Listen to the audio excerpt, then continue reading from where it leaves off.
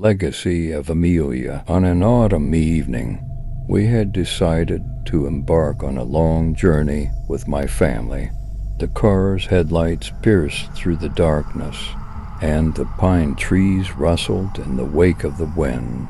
As we advanced on the desolate road, my eyes followed the dance of shadows. I realized we had been on the road for a long time, but the journey seemed endless. Exhaustion had seeped into my very cells. My father noticed my eyelids drooping and said, "If you want to sleep, you can. We'll continue without you." I decided to sleep. My eyelids grew heavy, and I drifted into the embrace of the world of dreams. In my dream, I was walking in a dark forest. The moonlight filtered through the leaves, illuminating the path.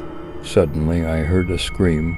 My eyes darted around, but I could see nothing. The scream was closer this time. My steps quickened, my heart pounding in my chest. I had forgotten I was in a dream, entangled in a blend of reality. After a deep silence, I stopped in the forest. I glanced around, and my face met a tree. Carved into the dark bark was a name, Amelia. The scream echoed in my ears now. Shadows around me seemed to come to life. I began to flee, but with each step, the scream drew nearer. Finally, I spotted an opening. We were by a stream. The water rushed swiftly, and the screams abruptly ceased. I took a deep breath, but this time, the rush of the swiftly flowing water reverberated in my ears. After a moment of stillness, the scream rose from the water.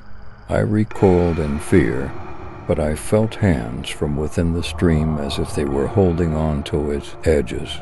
The voice chuckled lightly this time. "You're here, Amelia," it said. "You can't escape again." In a panic, I took a step back toward the stream, but the hands prevented me from leaving. A figure emerged from the water, its wet hair dancing on the surface.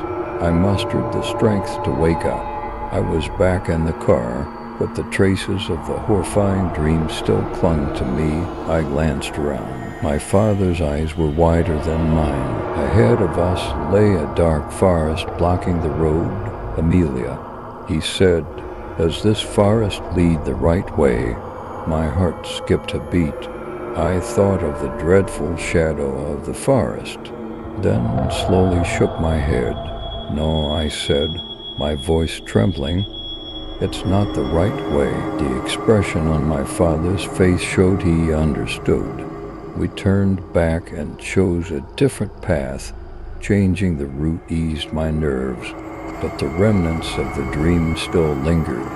Because of the time spent in that dreadful forest, my fear of the night's darkness grew even stronger. During any distant journey, the haunting sounds of my dream would fill my ears, reigniting my fear. As autumn winds rustled the pine branches, I still remembered that name, Amelia, and I would never forget that dark forest. Years passed, but that dreadful night, and my dream still resided within me.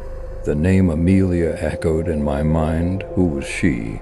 Why was she trying to find me? One day, while rummaging through old family albums by chance, I found an age letter. The letter belonged to a long-lost relative of ours, as it turned out. This letter was written to Amelia. I read its contents with astonishment. The letter had been discovered in the attic of our old family home. Amelia was a distant relative of ours, and she had lived in this house many years ago. However, due to an accident, she had gotten lost in the forest and never returned. After Amelia's disappearance, our family had planted a memorial forest in her honor. This forest resembled that dreadful night, and it was the same place where my dream had taken place. This discovery changed the meaning of my dream. Amelia wasn't trying to find me. She was trying to remind me of the past.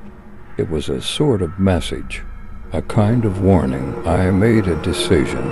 I had to go to the forest where Amelia had vanished. Perhaps there I could uncover the truth and understand why she was trying to find me. When I arrived at that dreadful forest, the same profound silence enveloped me. I advanced slowly, watching every step break through the shadows that surrounded me. Deep within, I noticed there was a graveyard.